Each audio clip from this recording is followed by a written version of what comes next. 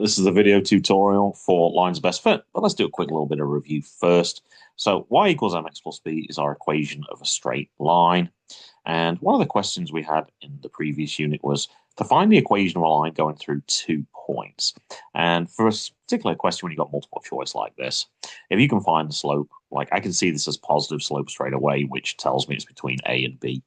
Remember, the slope is the number in front of the x, so it's either 1 or 5 here. And actually, I could count squares for this question as well. Up 5, right 5, rise over run. 5 divided by 5 is 1. And I'm pretty confident that it's this answer here. And you could work out the slope using y2 minus y1 as well, and you'd also get a slope of 1. If there was more than one answer that had a slope of 1, then you'd need to use the point slope formula to find that answer. All right, let's move on to our warm-up here. So this is a similar question, except instead of having 2 points on the line, we actually have 5 points on the line. Now, for this question, essentially, we could actually just pick 2 points. And if we find any 2 points that lie on the line, then all 5 points will lie on the line. But we're going to do this by filling out this table. So notice, first of all, the x value seems to go up by 2, and the y value seems to go up by 5. So 2, 0. This is 4, 10. That means this would be actually 620.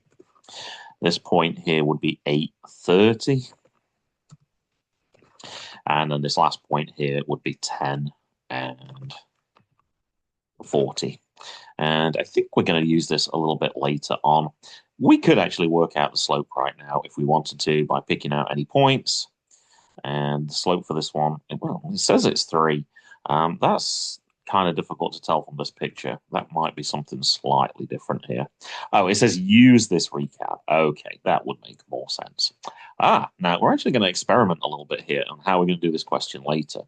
So if we put the dots on top of the points that we just found here, and if we don't fill in this table, we don't actually get all these points either. Then I think you can see that the y-intercept for this question is negative 10. And if we were to work out the slope, I'm going to use these 2 points here. I would go up, not 2, but I'd actually go up 10. And not across 1, I'd actually go across 2. If you can see, it goes from 2 to 4. So 10 divided by 2 is 5. So the slope is 5. The y-intercept is negative 10. 5x minus 10. And what I've just drawn on here is something called a line of best fit. And that's what we're going to be looking at today to figure out how to work out some answers, but in a slightly different way. Now, the rules have actually changed a little bit with regards to this. Going from 2026 SOL, there is a slightly new feature on the calculator that's going to make these questions a little bit easier. All we really need to do is this part of the objective here. We need to make sure we know how to enter the data from different formats into the Desmos calculator. We are going to look at predictions in this lesson, but that's going to be more in, actually, this is going to be lesson 3.6 because the numbers have changed a little bit since last year. And let's have a look at how we're actually going to do that. But starting off with looking at that original question that we did, finding the equation between 2 points. So the key steps for using Desmos are actually on here. We're going to click on the plus on our calculator. We're going to select table. We're going to copy in the data. So these were those 2 points we had, 5, 15, and 10, 20. And then this symbol here is called the regression. You can kind of see like these are points and there's a line going through it. This is the line of best fit. If we click there, notice it actually tells you the answer straight away. I don't know if you can remember the answer, but 1x plus 10 was indeed that answer. So just so you can see, this is exactly what it would look like on the Desmos calculator. You type in the numbers, it automatically goes to linear regression. When we get to a later unit, we actually have a choice here of lots of different regressions. We picked linear because we want a line to go through those 2 points. Now let's apply this to some more questions. So really this is when there's more than 2 points, but you can use it on just 2 points if you see a question like this. Now, unfortunately, the line doesn't always go through every point because there's not always a perfect straight line pattern here. So like this pattern here, though, you can see this is clearly going upwards. And from here, if we can draw this line, we also try and get as many points above the line as below the line as possible. And to get as many points going through the line, if possible, as well, is always a good idea too. Now, when there is that property of being a straight line, we tend to use this word correlation. So if the line goes upwards, we say positive correlation. If it goes down, we say negative correlation. And sometimes there's no obvious pattern at all, which of course will be no correlation. And that's when we don't want to use a linear regression. If we see either of these two, we want to use that. And And let's cut to the chase a little bit. So yeah, sometimes it is straight linear, and sometimes it's just close to linear, but we're going to use the same method for both. Now, there are a lot of word problems on this, and this is one of the reasons why we want to learn this. Has a lot of real-world applications. And let me click on my calculator here, and let me click on full screen, and let's follow these steps then. So we're going to click on the plus, we're going to click on the table, and this one's kind of an easy one to type in because we have a table, and as I was starting to type there in fives, Desmos knew I was going up in fives, and I didn't actually even need to type. And it might be Desmos does the same thing here. No, not this time. There does appear to be a pattern. It seems to be going up in 300s. Now, as I look at this right now, I've typed in 4 coordinates, but I don't see anything. And the reason, of course, is fairly obvious. This goes up to 350. Mine only goes up to 10. So this little magnifying glass here is really important because when you click on the zoom fit, you can actually get to see all the points nicely. We don't want to zoom out for this one, and I'm going to show you why. If we try to zoom out, it'll zoom out on both axes, and then when I do get to the points, it almost looks like a vertical line at this point. So this magnifying glass is a much better way of looking at this. This definitely looks like a straight line, so I'm going to click this regression. It'll draw a linear regression for us, and you can see the answer down here as well. Y equals 60x plus 50. Now, this R number, I'm going to draw your attention to it because we're going to talk about this later. When we get an R value of 1, it means that it is a perfect straight line, as you can see from this picture. And as we've already done the steps, we can just cut to our answer. Now, there are 2 answers, though, here. I had 60x plus 50, but we have 60b plus 50 and 60m plus 50. Now, the key part about this is our x, this is our y. So our answer was y equals. So we want our answer to start with boxes equal. And for that one, that's why it will be answer C. And we can also use this to make predictions as well. So how many boxes will 40 members sell? Now, you could, of course, complete the table for this one, but let's do this one using this prediction method. So boxes is here. I misread. How many boxes will 40 members sell? Oh, sorry. Here we go. 40 members. So members is our X value here. So I want X to equal 40. And if I go back to my calculator, where was it? Here. I hope it didn't delete everything. No, it didn't. I can actually type in x equals 40. Now, initially, it's not going to look like anything, but remember from Hoy and Vux, this should be a vertical line. So I'm going to zoom out this time. This is where we do want to zoom out. And you can see that this line here crosses with this line. And if we click on this point here, where it crosses, this is actually the answer to our question. So for 40 members, we would expect them to sell 2,450 boxes. And hopefully, as I go back to this, this is one of those choices. Notice these answers are very close together as well. So if we don't use a proper method for doing this, this question could be very difficult. And, oh, there was a second part to this as well. How many members will be needed to sell 5,000 boxes? Well, boxes is going to be our Y value because it's this one here. So I would need to type in Y equals 5,000. It says go back to the previous slide. So let's use this. Let's type in y equals 5,000. And same thing, I don't see anything yet. So let me zoom out. There's y equals 5,000. Click, click, 82.5. And you obviously can't have 82.5 members because that doesn't make any sense. So if you round that up to 83, we can go ahead and select our answer from there as well.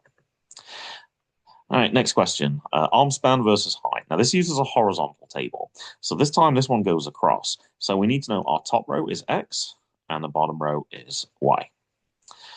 And looks like we have to type this one in ourselves.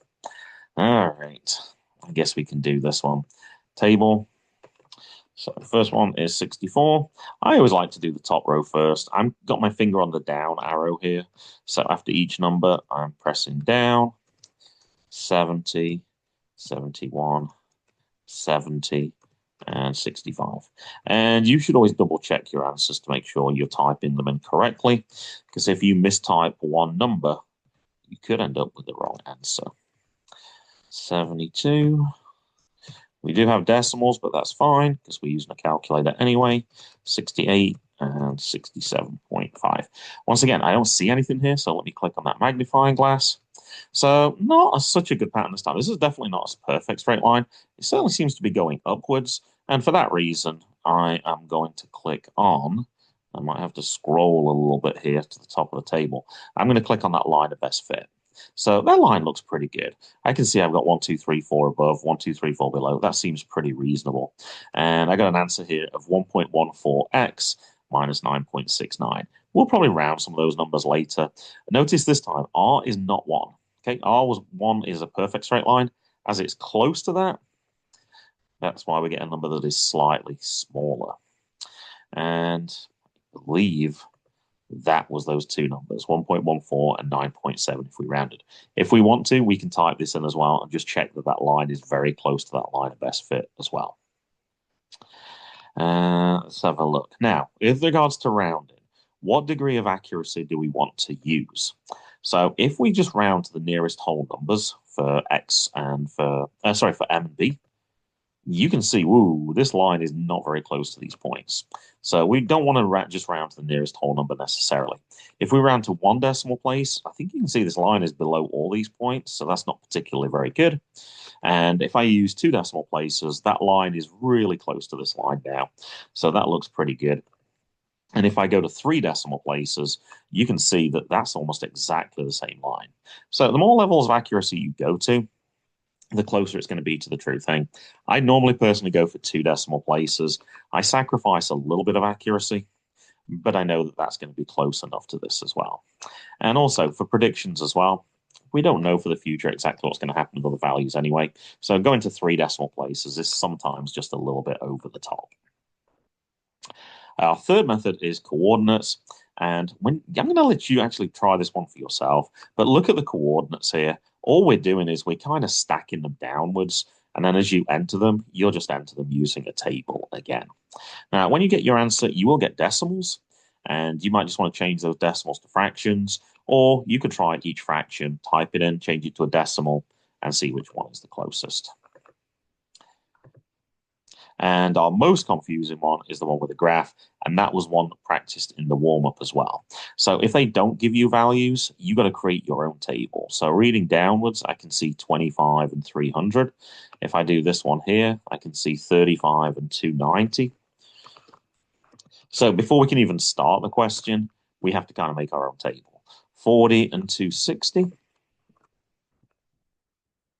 And hopefully they don't give us too many points because this can take a while. 45 and 240.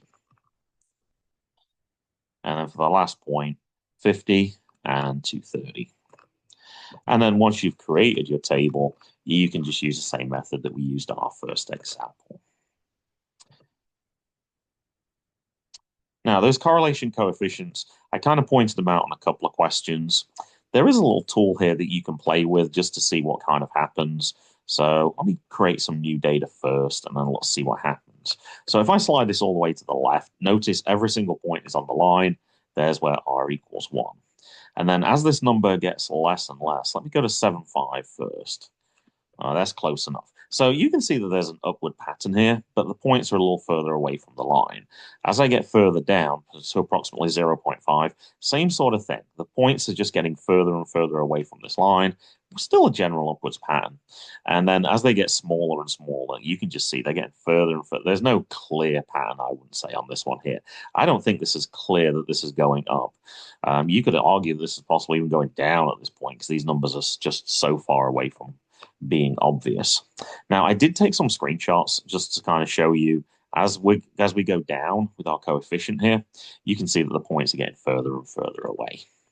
And if we actually have something with negative slope, then we actually have this is -1, negative 0.75, negative 0.5, negative. So same idea, but just with a negative value. And as we get numbers very close to 0, there's essentially no pattern here at all. Now, there are a couple of words that we use, but sometimes it's difficult to tell when something is very good correlation and when it's just not so very good. In general, if we have a correlation that's greater than 0.7, we say that has strong positive correlation.